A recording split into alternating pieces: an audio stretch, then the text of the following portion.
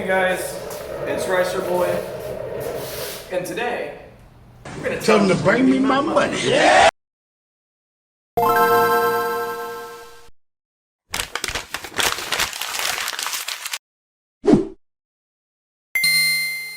So just to take care of some housekeeping and give you guys some boring updates, firstly, I'm sorry for confusing you guys if you've been seeing the uploads, because I do know that I uploaded another video with the Sentra in it, and I don't want to confuse you guys. The Sentra is definitely sold.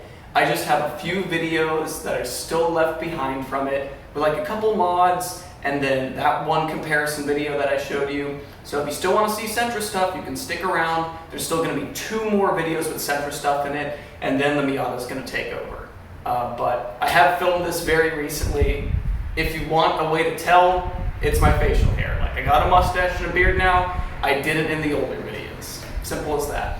And secondly, you probably have heard this news from plenty of other sources than me. As of this filming, it is March 2020, and the situation is looking pretty bleak out there, but just as a PSA to everybody out there, you need to, think about what's best for both you, your family, and your loved ones. And even though it may seem like I'm going out and doing things, I'm honestly just staying at home, not interacting with people, Just have to keep yourself safe, keep yourself isolated, and just play it cool until all this is going to end. And I can't say what this problem is because YouTube will probably demonetize me, but don't get sick. So basically today I'm going to give you a walk around the car to show you what we're going to do as the first mods to the Miata, because I'm not clickbaiting you guys. I'm going to do something that's going to actually make me money and yet improve a lot of the things that are wrong with this car. So let's do a walk around and I'll show you what I'm talking about. So for the first thing, we're gonna start in the trunk. So once we pop this thing open, you're gonna see that the floor of this trunk is not what it's like from the factory. That is a whole piece of wood that I put in there. The reason being is because I actually took out my spare tire. So if you walk around over here, you're gonna see it on top of my tire stack over there with my stock wheels. And the reason being is because that tire actually makes up about half of the trunk floor. And it results in a bulbous trunk floor that is not very big, not very practical. So what I actually did is I went to Lowe's, I got a piece of wood, and I cut it to shape to fit into the trunk area just like that. And as you can see, it's not exactly complete on the corners. That's only temporary because I actually have those flaps over here on top of my toolbox with a container of wood finish that I got from Lowe's.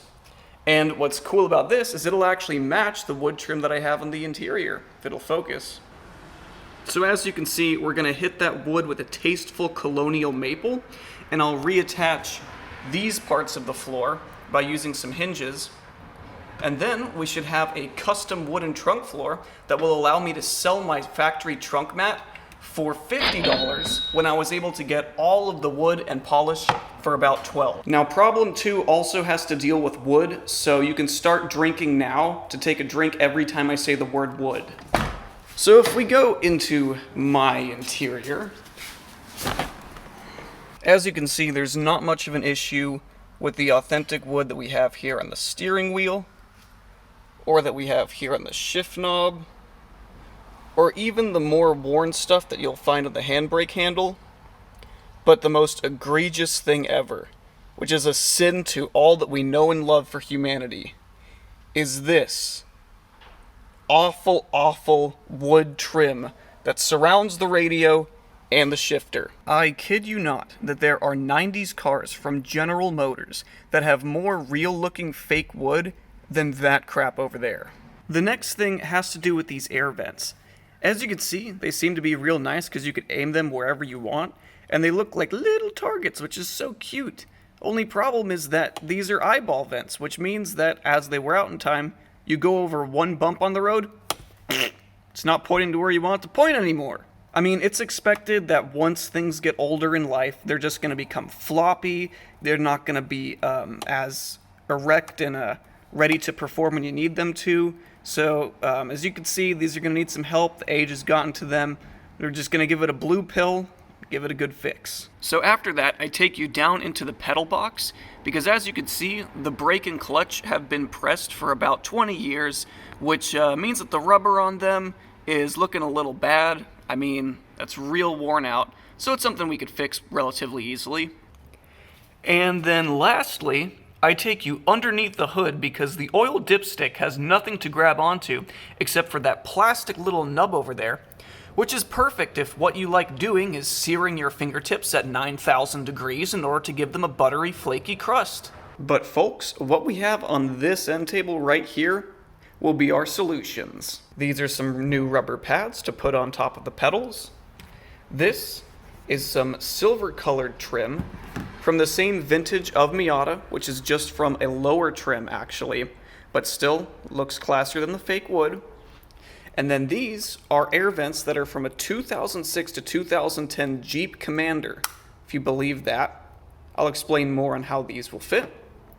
And lastly is something that we actually 3D printed in the shop, which is a Ricer Boy branded oil dipstick holder thing.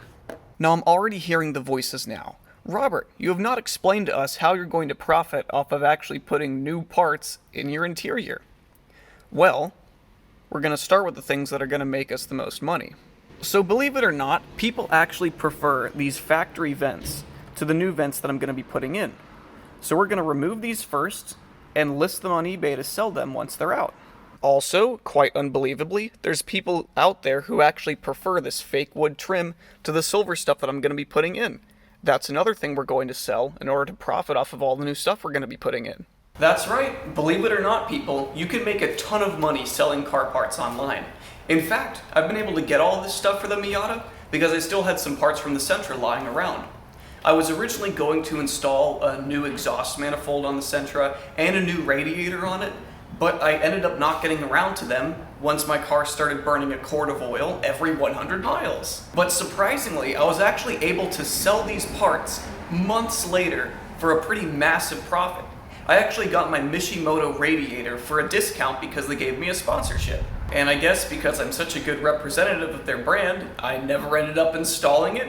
I barely had it feature in one video, and I sold it full price at a profit. And then for the exhaust manifold, I actually pre-ordered it, which meant that I was able to get it for a lower price than where it would be if it was already available on the 2J Racing website. So by the time that I sold it, they weren't making them anymore, and I was able to profit off of that. So the air vents are only held in by some basic plastic tabs, so it means that if you actually just get a screwdriver and gently bring it through the vent, so it's at the back, you can just use that leverage to pull the vent out of its socket.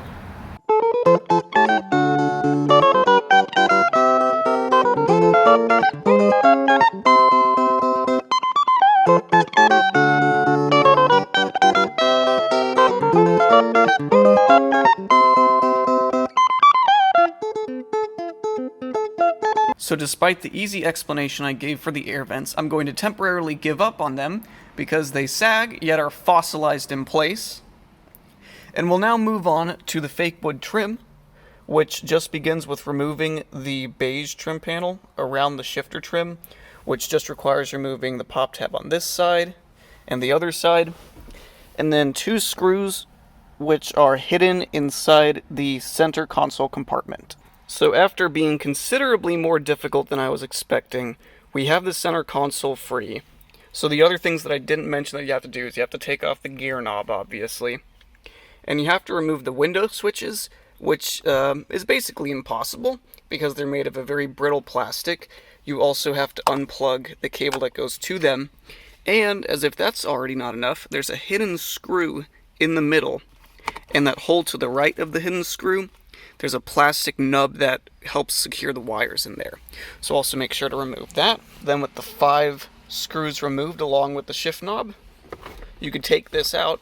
And as if you thought that wasn't already complicated enough, you need to remember that in the center storage pod thing, you have the levers for both the trunk and the gas cap. Make sure that you slide this thing forward so that way those 2 levers don't get bent or caught in the entire mess. So with the insulation fluff moved from around the shift lever mechanism, all we have to do is take off those 2 screws that are at the bottom of that trim panel, then unhook the wiring for the cigarette lighter and the airbag module. Then, with the shifter boot removed with just 4 Phillips head screws, it will allow us to unclip the old trim around the shifter. 1, 2,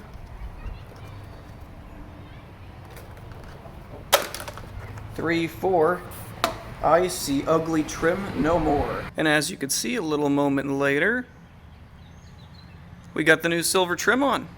Looks pretty good. And so, after an amount of time that was too embarrassing for me to admit to you here, I have replaced the fake wood with the silver trim on the inside. Basically, it's really hard to get out because after you take out those 2 screws, the rest of the perimeter is held in with snaps, which for some reason on the fake wood panel were made out of metal. And another thing that I did do off camera was I added the new rubber pads to the brake and clutch, because honestly they're super easy to get on and off. Another thing that I thought was cool is that I actually went for a little drive with this thing in this state with the shifter like that, because as you can see, that's basically the shifter assembly that goes right down into the trans tunnel. And the reasoning why there's all the fluff on top of it is actually not mainly because of heat purposes, it's actually because of sound. Because I was driving this thing around and you could hear all of the gears spinning in the transmission and have these wonderful clunking sounds whenever you put it into each gear. It's honestly really cool. So basically, after just reversing those disassembly steps that I showed you guys, I got all of the trim in the center console back in.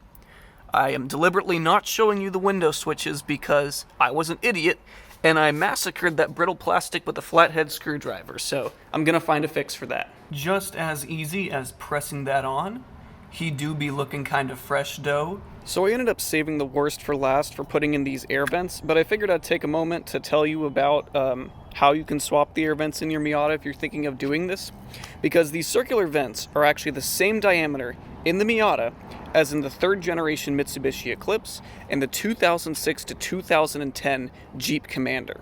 And that's the car that these vents are from. And while the diameters of the vents are still the same, something that is different is how tall the vents are. So I actually ordered these vents from eBay and they've already been chopped down and shortened, because normally these vents are actually a bit longer. They go deeper down that way, but they've been cut so that way they fit into the Miata's air vent holes. So after some time and a literal blood sacrifice from my thumb, I think we can put our vents in. And just like that, we put in our Jeep Commander air vents, which I think are possibly the best air vents you can get for a Miata for the transformation, because you can actually angle this wherever you want. Just ratchets around like that. And you can also close it if you feel like you don't want any air at all. So pretty nifty, and that should do it for the mods that we're going to be putting on today. So guys, I'm happy that you all made it to the end of the video, and I definitely want to give everybody support out there for all the difficulties that they may be experiencing due to everything that's recently been happening in the world. This is a really tricky time for everybody, and the worst part is that there's a lot of things that we still don't know the answers to. And that's honestly scary. But for whatever difference I can make by just presenting videos to you that you can watch at home for any sort of quarantine that you may have to do, I just want to say that today I want to start a new message on the channel. We've had our little in-jokes and catchphrases every now and then, but I think what we need to focus on are improvements every day. Because it really doesn't matter if what we're talking about is your car, your lifestyle, or how to improve yourself as a person. I think everybody can agree that we can all strive to make improvements every day. And that's what we're about here at Chrysler Boy. So I hope that you enjoyed, and that you, your friends, family, and loved ones are all doing fine. And I hope to catch you next video. So as always, thank you for watching, and peace out.